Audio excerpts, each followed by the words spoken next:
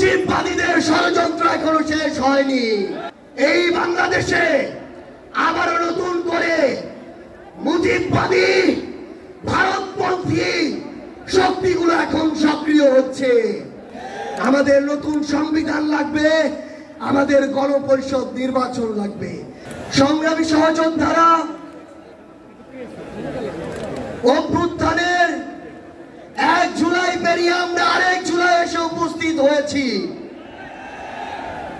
কিন্তু বাংলাদেশ থেকে মুজিববাদীদের ষড়যন্ত্র এখনো শেষ হয়নি। গোপালগঞ্জে এখনো মুজিববাদীদের আস্তানা ঘিরে রয়েছে। মুজিববাদীরা এখনো বাংলাদেশের বিভিন্ন জায়গায় সক্রিয় রয়েছে।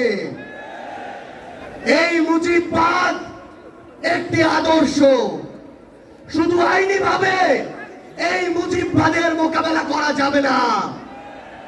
আমাদেরকে অর্থনৈতিক ভাবে, রাজনৈতিক ভাবে, সাংস্কৃতিক ভাবে এই মুজিববাদের কোমর ভেঙে দিতে হবে।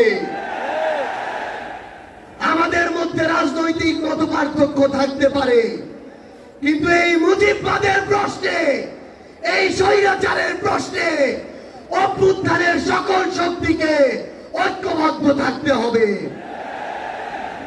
সংগ্রামী সহযোদ্ধারা, এই বাংলাদেশে আবারও নতুন করে মুজিববাদী ভারতপন্থী শক্তিগুলো এখন সক্রিয় হচ্ছে। আমাদের মধ্যে মতপার্থক্য থাকতে পারে, কিন্তু এই বাংলাদেশে বাংলাদেশপন্থী ব্যতীত কোন দেশপন্থী, কোন বাদপন্থী, কোন শক্তির আর জায়গা হবে না। সংগ্রামী সহযোদ্ধারা, এই বাংলাদেশে আর ভারতীয় আধিপত্যবাদের জায়গা হতে দেয়া যাবে না। অন্য যে কোনো দেশের নামের কোন আধিপত্যবাদের জায়গা এই বাংলাদেশে হতে দেয়া যাবে না। সংগ্রামী সহযোদ্ধারা, হাজারের অধিক ছাত্র জনতা জীবন দিয়েছে। আমার হাজার হাজার সহযোদ্ধা আজকে আমার সামনে রয়েছে। আমাদের একটা আকাঙ্ক্ষা ছিল, গত জুলাইয়ে ওই অগাস্টের 5 তারিখে আমাদের যে স্বপ্ন ছিল, আরেক অগাস্ট আসতে চলেছে, আমাদের সেই স্বপ্নগুলো পূরণ হয়নি। অন্তর্বর্তীকালীন সরকারের কাছে আমরা সুশীল সরকারের ভূমিকা চাই না। আমরা তাদেরকে অভ্যুত্থান পরবর্তী সরকারের ভূমিকায় দেখতে চাই। আমরা স্পষ্ট করে বলতে চাই, অভ্যুত্থান পরবর্তী বাংলাদেশে আমাদের বিচার লাগবে। এই বাংলাদেশে খুনি হাসিনার বিচার হতেই হবে, খুনি হাসিনার বিচারের রায় হতেই হবে।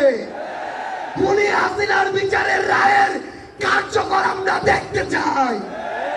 আমরা স্পষ্ট করে বলতে চাই, এই বাংলাদেশে বিচার বিভাগকে কোন দলের বিচার বিভাগ হিসেবে আমরা দেখতে চাই না।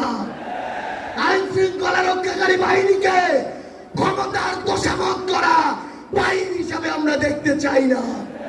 আমরা স্পষ্ট করে আপনাদেরকে বলি, ৭২-এর মুজিববাদী সংবিধানকে এক পাশে রেখে কোনদিন এই বাংলাদেশপন্থী বাংলাদেশ সম্ভব নয়। আমাদের নতুন সংবিধান লাগবে, আমাদের গণপরিষদ নির্বাচন লাগবে। আমাদের নারীদের অধিকার আমাদের নিশ্চিত করতে হবে, আমাদের সংখ্যালঘু ভাই বোনদের অধিকার আমাদের নিশ্চিত করতে হবে।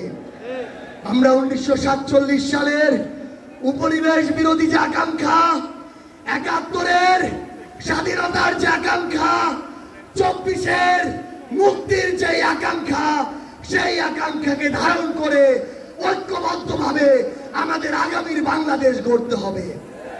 আমরা স্পষ্ট করে সর্বশেষ একটি কথা বলে যাই, ফ্যাসিস্ট বিরোধী ২৪-এর শক্তি আমাদের ঐক্যবদ্ধ থাকতে হবে।